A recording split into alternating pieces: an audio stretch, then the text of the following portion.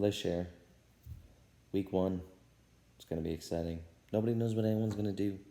I have no idea. All my projections, I could go over 7 this week. Don't care. It's just fun to make the video, and it's fun to play fantasy football again. Best of luck, everyone, and let's get into some projections. All right, so here we got Darcy versus DT. Like Matt Ryan, Seattle's going to be in a heavy scoring matchup against Atlanta. I think that running back's interesting because Fournette and Taylor don't necessarily know their roles yet. Marlon Mack starting, and then with Fournette being newly acquired, I'll give the receivers to DT in this one. Tight end could be a push. I'm going to go with Gronk just because he's got the rapport of Brady, and I don't really care for TJ Hawkinson, but I will go the flex with DT in this one. I will also go the defense in DT. I'm really sorry, but losing Galladay this week hurts for Darcy. DT gets the win. Yep. Yep. I guess whatever you said. I don't know. All right, so then we got Joe versus Andy. Hollywood is Mahomes versus God Winter is coming. Hey, Mahomes already got 23 points, but I'm giving the edge to Russell Wilson. High scoring matchup. Atlanta and Seattle, I think, going to hit the over there. Do like that Dalvin Cook signed his new deal. Josh Jacobs going to be solid, but not enough to overcome Cook and Le'Veon Bell. So again, Andy with it there. But Robbie Anderson, not feeling it. Gesicki, not feeling it. Kerryon Johnson, not feeling it this week. I do like Godwin. So through all of that, going to give the edge to Joe there. And then I think defense is a push. Kicker, who knows? I like that Mahomes already has some points on the board for him. I think Joe's easily going to score 100 at least at this point. So having said that, overall, I'm going to have to give Joe the edge in this matchup. Sorry, Andy. Hollywood is Mahomes, moves to 1-0 to start the season.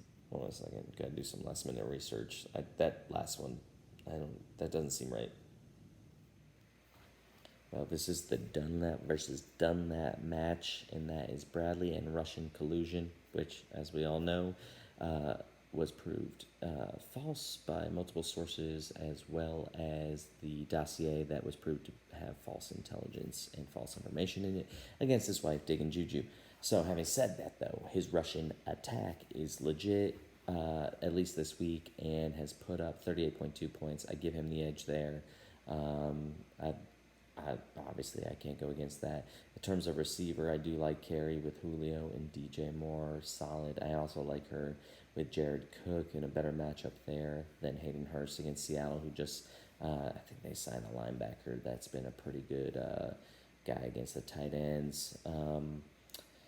As for the rest of the, it's hard to predict the rest of it, but I do like that Bradley already has some points on the board, so I'm going to give him the edge. Sorry, Carey. Russian collusion and Bradley move to 1-0. Sorry. Call him like I see him. Tough. Get over it. So this is an interesting one. Mike Evans went from doubtful to questionable. We got Matt Starr, your girlie digs my woods. Probably needs to change his team name at this point. Against team at sign SS. That's Jer squad. Matt's already got Deshaun up there, but I actually like Wentz to go a little bit higher than 21 this week. I do also like Jer's running backs. I think Eckler's going to have a good go around. I'm not sure what kind of role Tariq Cohen's going to be in.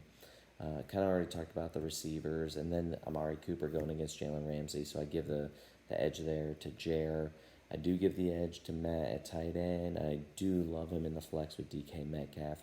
Not enough to overcome the deficits that he's going to have at running back, and I think mainly actually at receiver. So Jer gets the win, 1-0 to start the season. That's the way he sees it, I guess. So next we got Mike P against Kerry Soroy. Really not sure what to think about this one. Kyler Murray, tough defense against San Francisco, but he did all right against them last year. Tom Brady, something to prove. Give him the edge for Kerry Soroy. Looking at running back, Sanders has been questionable with his injury. And then you got the Jones brothers, team name for Kerry Soroy. I do like Aaron Jones this week. Ronald Jones, maybe the only week he actually produces, so she's got to use him as much as she can this week. So I like her at QB now and at running back. In terms of receiver, not thrilled about Shepard's matchup this week, so I actually give her the edge at receiver as well. Slim margin there, slim margin there. Tight end, I give Kelsey over Waller, although she's got to be stoked that Kelsey didn't do more. I think Montgomery's going to outproduce Landry this week. Landry, tough matchup against Baltimore. The rest is, kickers and defenses. Who cares? I actually am going to give Carrie Segura the win. Hard to say that. Rarely say that. She's got to appreciate it. Sorry, Mike P. Carrie is the one that goes to 1-0. I don't even know what to say to that last one. You know what I mean? Well, we got me and Core in a matchup here. It's me, a Lamario, and that is Core Squad against a Baker's Dozen Scrubs, and that is my team. Baker gonna be shitty against Baltimore. I could pick up another QB, but I don't know if anyone's gonna be any better. So obviously Core gets the edge.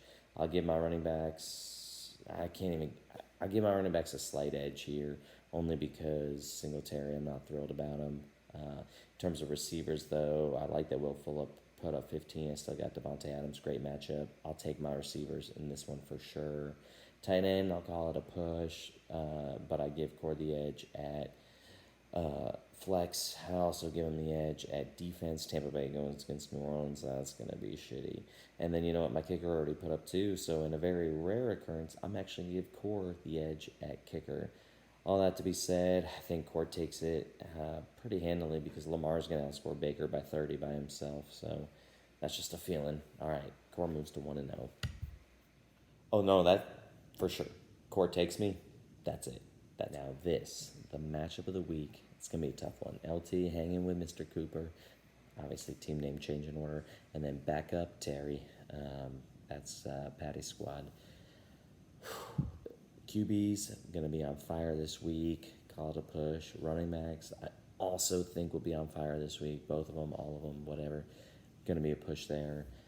Allen Robinson a little bit better than Lockett, I feel like. But on the flip side, Scary Terry is going to work Darius Slay. I know Philadelphia improved on their cornerbacks, but I do like him there. So we'll call that a push again.